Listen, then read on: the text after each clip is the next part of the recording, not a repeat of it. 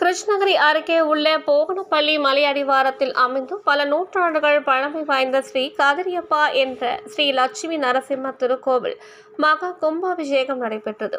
இதில் ஏராளமான பக்தர்கள் வழிபட்டனர்.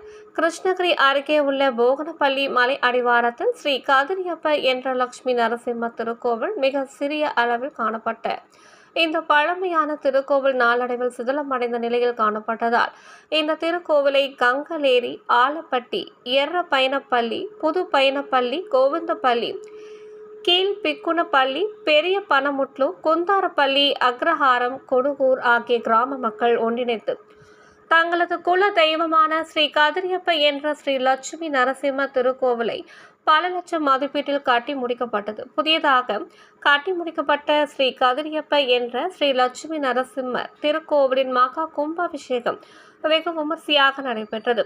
திருக்கோவிலுக்கான கும்பாபிஷேகம் உற்சவமானது நேற்று முன்தினம் கணபதி பூஜையுடன் யாகசாலை அமைத்து புனித நீர் அடங்கிய கலசங்களை வைத்து சிறப்பு யாக பூஜைகள் நடைபெற்றன. இதைத் தொடர்ந்து விழாவின் முக்கிய நாளான இன்று அசோக் ஐயர் தலைமையில் வேத மந்திரங்கள் முழங்க யாக சாலையில் வைத்து பூஜிக்கப்பட்ட பூரண கும்ப கலசங்களின் கடம் புறப்பாடு நடைபெற்றது.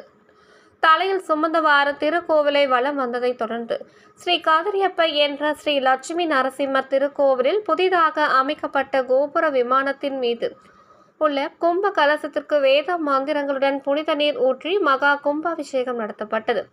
இதனையடுத்து ஸ்ரீ கதிரியப்ப என்ற ஸ்ரீ லட்சுமி நரசிம்ம சிலைக்கும் திருக்கோவிலை புனித நீர் ஊற்றி அபிஷேகம் செய்யப்பட்டது. இதையடுத்து கற்பூர தீபாரதனை காண்பிக்கப்பட்டு பக்தர்கள் மீது புனித நீரானது தெளிக்கப்பட்டு தீர்த்த பிரசாதமும் வழங்கப்பட்டது.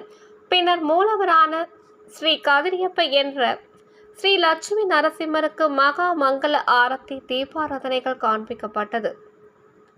பின்னர் சிறப்பு அலங்காரத்துடன் காட்சியளித்த ஸ்ரீ கதிரியப்ப என்ற ஸ்ரீ லட்சுமி நரசிம்மரை கிருஷ்ணகிரி, கங்கலேரி மற்றும் அதனை சுற்றி உள்ள பல்வேறு பகுதிகளில் இருந்து ஏராளமான பக்தர்கள் கலந்து கொண்டு நரசிம்மரை தரிசனம் செய்து வழிபட்டனர்.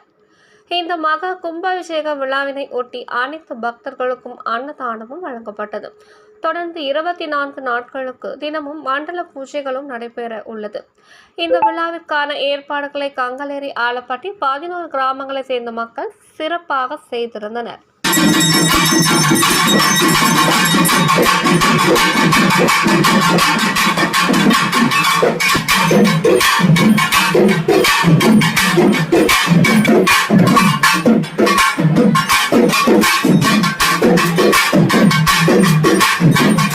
உங்கள் தேடல் நியூஸ் சேனலை லைக் பண்ணுங்க, ஷேர் பண்ணுங்க, கமெண்ட் பண்ணுங்க, ஆல் பெல் பட்டனை கிளிக் பண்ணுங்க, மறக்காம சப்ஸ்கிரைப் பண்ணுங்க.